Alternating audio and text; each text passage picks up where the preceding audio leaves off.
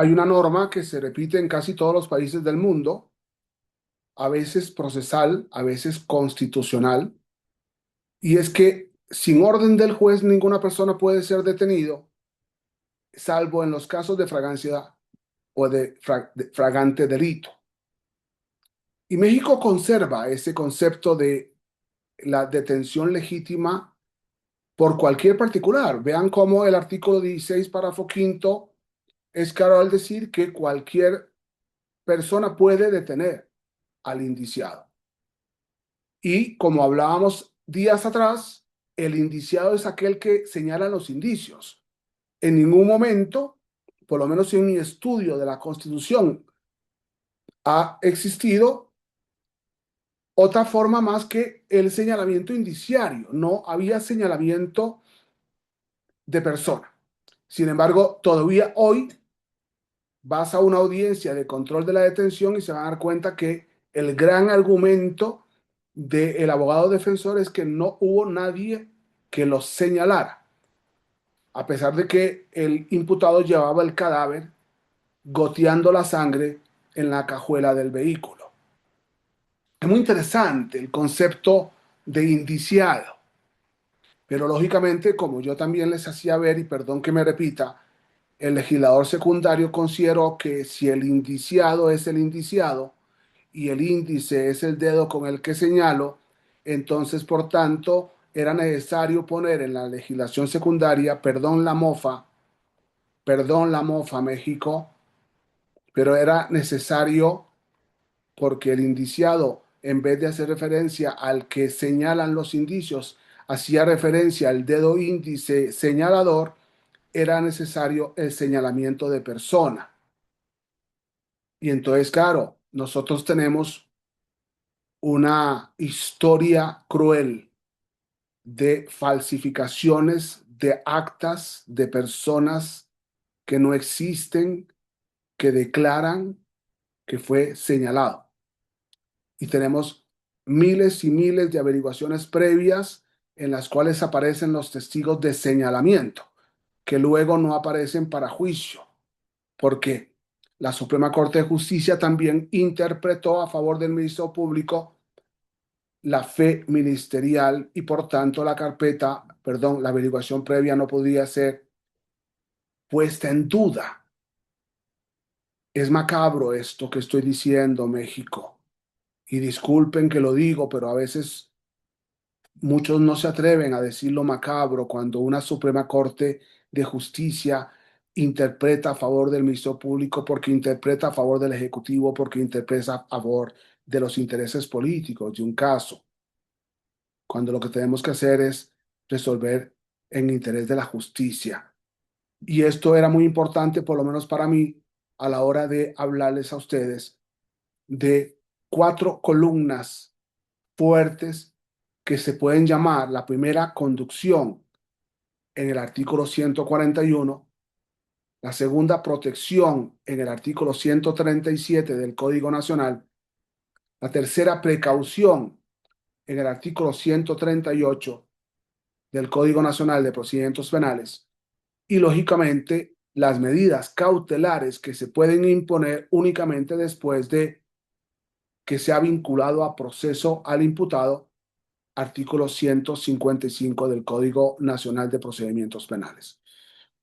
Es muy interesante ver cómo cuatro artículos producen casi 30, cuatro artículos producen casi 30 formas legítimas de cautela en el proceso.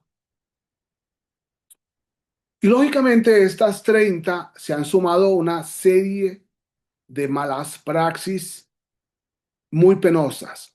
Y quiero hoy hablar de una de ellas. Pregunta-respuesta.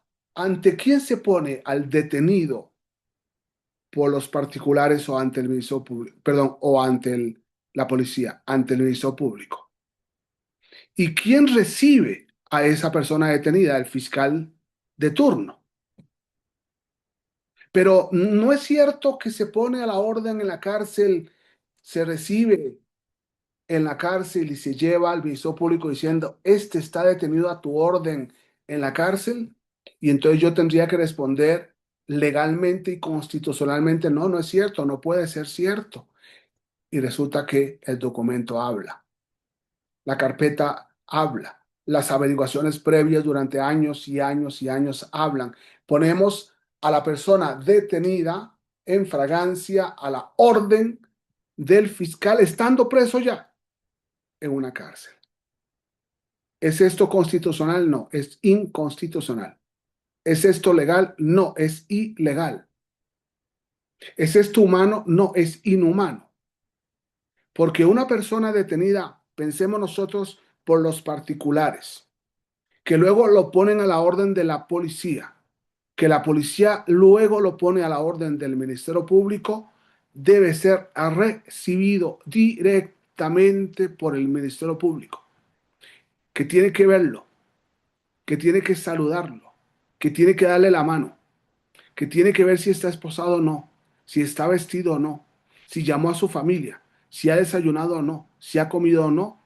Y es muy posible que nos dé asco acercarnos a ese hombre, a esta mujer que lleva un día, 2 días, 3 días privada o privado de libertad sin haber hecho ejercicio de sus derechos hasta que se le dice al fiscal que esa persona está detenido a su orden, para que el juez, para que el fiscal simplemente lo tenga cumpliendo los tiempos desde el momento en que se lo pusieron a su orden, que posiblemente pueden haber sido otros tiempos largos, para ordenar la retención si es que la ordena, para contar minuto a minuto las 48 horas o el doble si fuera un delito de delincuencia organizada, para mandarle al juez y pedirle al juez la audiencia de control de la detención,